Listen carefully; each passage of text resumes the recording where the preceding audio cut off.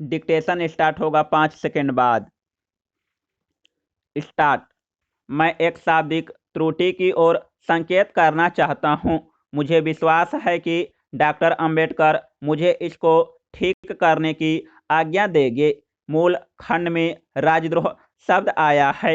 मूल खंड इस प्रकार है: अपमान लेख, अपमान वचन, मानहानि, राजद्रोह। इस संशोधन में राजद्रोह शब्द को निकालने का प्रयास किया गया है। उसके स्थान में उससे अच्छी शब्दावली अर्थात राज्य की सुरक्षा को दुर्बल करने वाली अथवा राज्य के उन्मूलन प्रवृत्ति वाली रखी गई है। उद्देश्य यह है कि देशद्रोह शब्द निकाल दिया जाए, क्योंकि इसका आशय संदेहात्मक है और इसका विभिन्न अर्थों में प्रयोग होता है, और इसके स्थान में ऐसे शब्द रखे जाएं जो स्पष्ट रूप से राज्य के विरुद्ध किसी अपराध को व्यक्त करते हैं। राजद्रोह शब्द का विभिन्न अर्थों में प्रयोग हुआ है और यह सभा के सदस्यों के लिए ही नहीं बल्कि संसार के सभी न्यायालयों के लिए संदेह का कारण रहा है।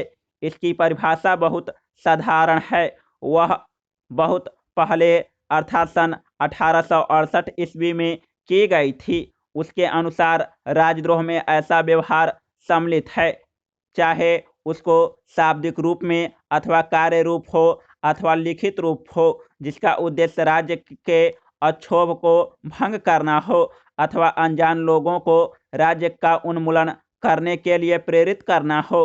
परंतु वास्तव में व्यवहार में इस शब्द की गति विचित्र हुई है। 150 वर्ष पुराने इंग्लैंड के सभा करना अथवा जुलूस निकालना राजद्रोह समझा जाता था। किसी समय किसी ऐसे मत को ग्रहण करना भी जिससे राज्य के विरुद्ध विद्वेष उत्पन्न हो राजद्रोह समझा जाता था।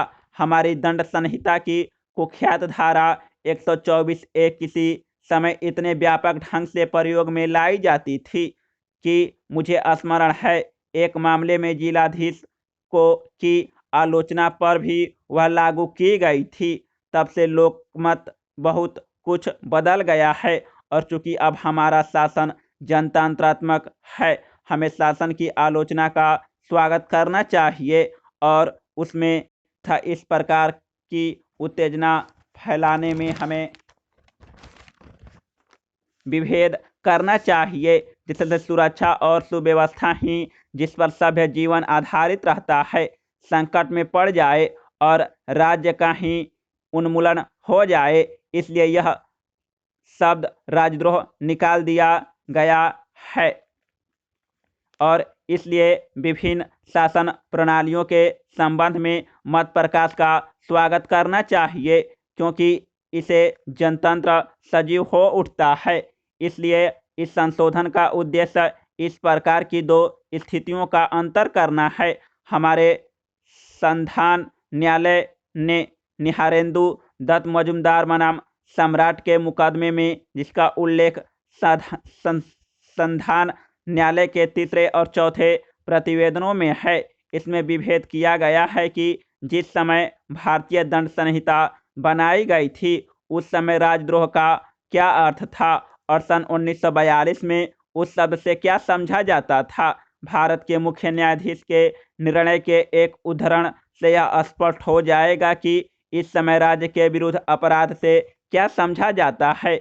उसके पृष्ठ 50 में कहा गया है कि राजद्रोह इस कारण अपराध नहीं माना गया है, ऐसा करने से सरकारों के जर्जरित अहंकार की क्षतिपूर्ति होती है, बल्कि इसलिए कि सरकार व कानून के प्रति निष्ठा नहीं दिखाई गई है, क्योंकि यदि उनका अनादर नहीं किया गया तो सिर्फ अराजकता फैल सकती है।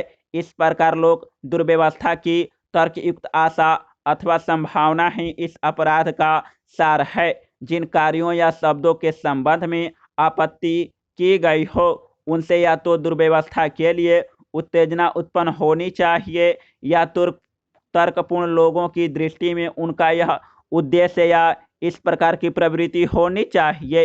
इसलिए इस संशोधन में ऐसे शब्द रखे गए हैं जिनसे राजद्रोह का वह अर्थ यथेष्ट रूप से व्यक्त होता है जिसे किसी जनतांत्रात्मक राज्य की आज की पीढ़ी समझती है और इस प्रकार वास्तव में कोई सर्वत्र परिवर्तन नहीं किया गया है, लेकिन संदेहात्मक शब्द राजद्रोह को इस अनुच्छेद से निकालने का प्रयास किया गया है।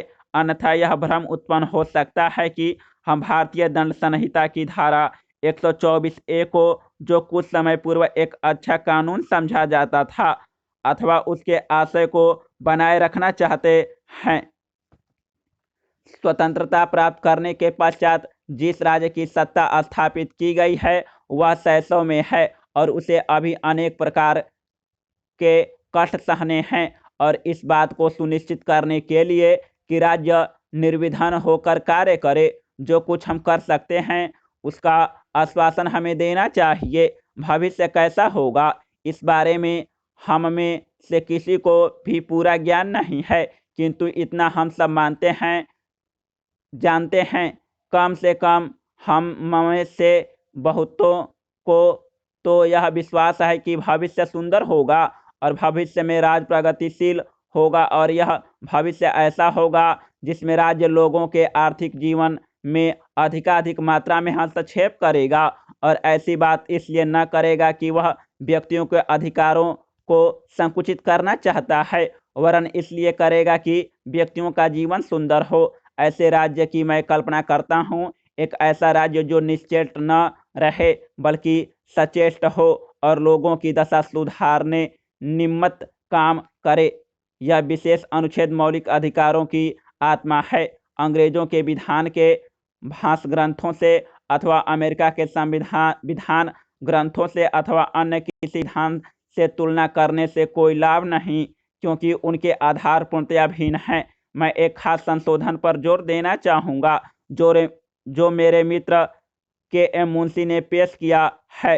उस संशोधन का प्रयोजन केवल भावनात्मक है, उसमें राजद्रोह शब्द नहीं है।